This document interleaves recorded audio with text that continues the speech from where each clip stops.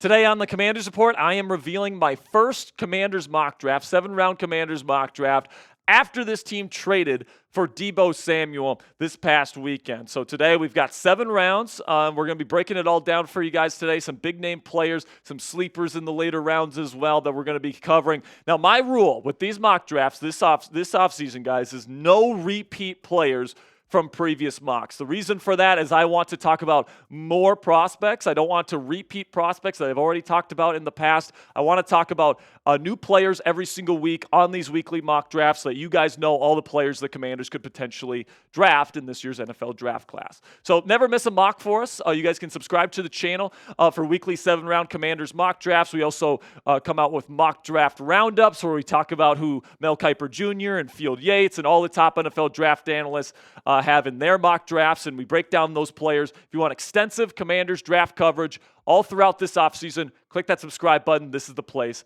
where you get the best. All right, so for today's mock, all right, kind of the theme is what if the Washington Commanders don't get Myles Garrett? What if, like, the Detroit Lions swoop in and get him? Or what if the Browns are able to convince him to take a long-term extension to keep him in Cleveland? What happens if Myles Garrett is not a Commander? And I think in that scenario, I think it's very likely that they end up taking an edge rusher in round 1. We'll talk about which edge rusher in round 1 I think that could potentially fall to 29 here in just a second. But here are the draft picks at the Commanders' disposal now after sending their 5th-round pick in exchange for Deebo Samuel. You got 3 picks in the first 2 days. So you got 1 pick in round 1, then you got a pick in round 2 and a pick in round 3. But then after that, you're not picking until round 6 at pick 207, and then you got 2 7th-rounders to finish out the draft. So let's start here. No trades on this particular mock. I think next week we're going to start getting into the trades. But for this particular mock, I'm going to take an edge rusher out of Georgia, Mykel Williams, the super long-armed edge rusher with a ton of power that I think Dan Quinn and Joe Witt Jr. are going to fall in love with. Now, Mykel Williams is somebody that has fallen down draft boards a little bit. He used to be projected as like a top 5, top 10 pick. I don't know if he's going to be in that range anymore. I think it's feasible that he falls to this point at pick number 29. Maybe he ends up getting taken. It's certainly a possibility he gets taken before this. But if he's available at number 29, I think he'd be an excellent option for the Washington Commanders. And I think that he would give this team a future number 1 edge rusher with the super long arms and the power that he brings to the table.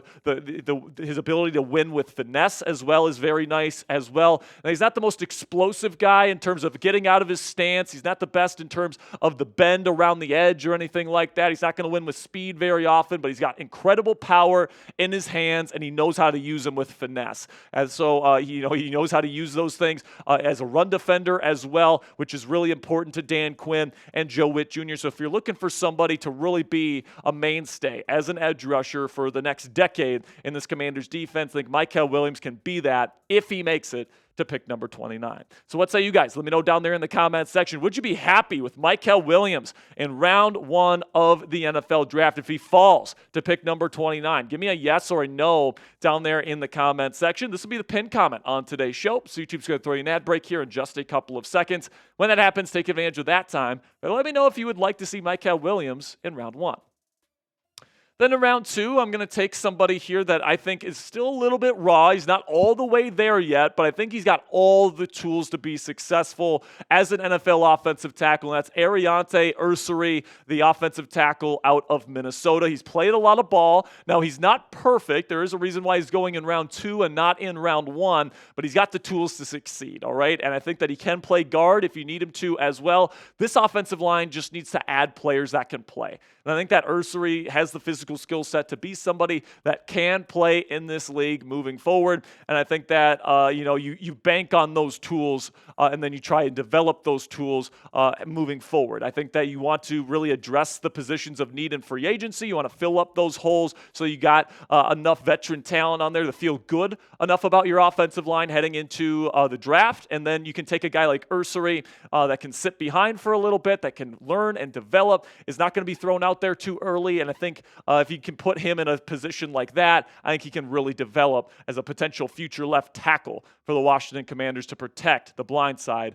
of Jaden Daniels. Then in round 3 here, I'm going to take one of my favorite receivers in this entire class, the long, lanky receiver, Tory Horton, out of Colorado State. Now, Horton is somebody that's really good after the catch. He's a long strider. He makes incredible catches that are in contested situations. He's a good route runner. I think Horton is an absolute baller. I think when you watch his film, he just goes out there and makes plays. And those are the players that I love to watch on film, people with great instincts, people that know where to go with the football when they have the ball in their hands. And, for a guy like this, who is coming off an injury, so keep that in mind. But, I think that's probably why he's going to go round 3 and not somewhere earlier. But I just think Horton is a really good ball player. And if you put him in the same offense with Terry McLaurin and Deebo Samuel, where he can learn from those guys over the next several seasons, I think that Horton is somebody that can really develop chemistry with Jaden Daniels and really be a great player for this offense for many years to come. So coming up here on the Commanders Report, my day 3 picks, as we talked about earlier,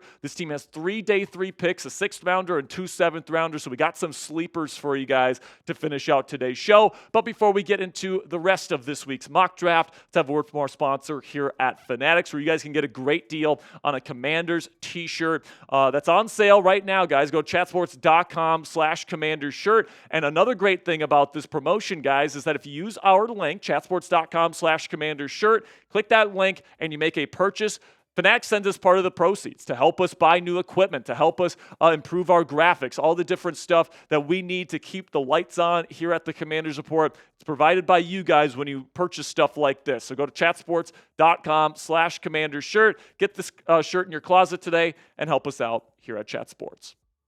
So in round 6, I'll take a cornerback out of Louisville. I thought he had a really good week at the Senior Bowl in Mobile, Alabama. Really speedy corner that I think has a lot of tools that you look for, especially in the kind of aggressive defense that Joe Witt Jr. and Dan Quinn want to run here, and that is Quincy Riley out of Louisville. And I think that, when you look at a guy like this, he definitely needs a little bit of development, and I do think the Commanders are going to be addressing corner in free agency. So this guy can sit, he can learn, he can develop, and, maybe, a couple years down the line when Marshawn Lattimore or whoever they end up bringing in free agency moves on, Quincy Riley could be somebody that this team considers as a potential starting option on the outside. Then we get to round 7 here. I'm going to take Bashal Tutin, running back out of Virginia Tech, who just ran an incredible 40 time at the NFL Combine. This guy was absolutely flying, and he is a speed demon on film as well. He's got really good vision. I honestly think he's one of the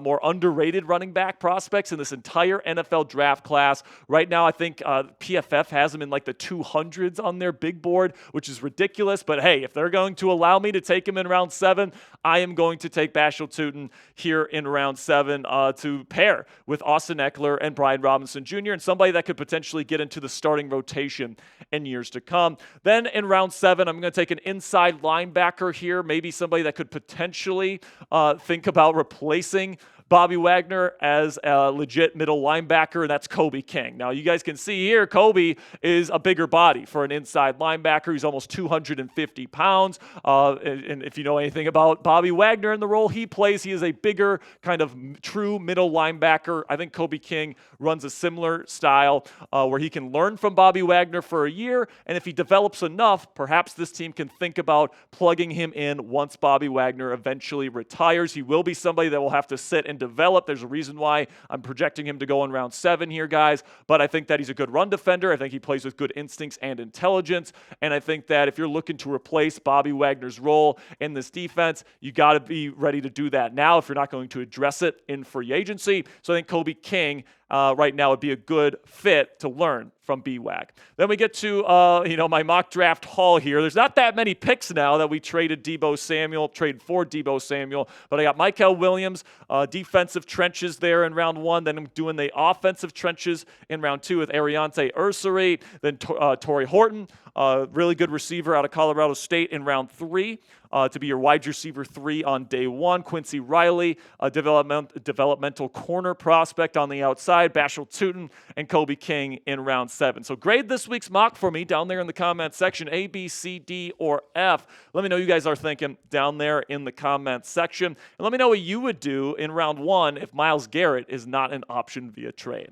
Make sure you click that subscribe button if you haven't already. We're doing these mock drafts every single week in preparation for the NFL draft here in just a few short weeks here, guys. So make sure you click that subscribe button if you haven't already. Until next time, guys, hail to the Commanders.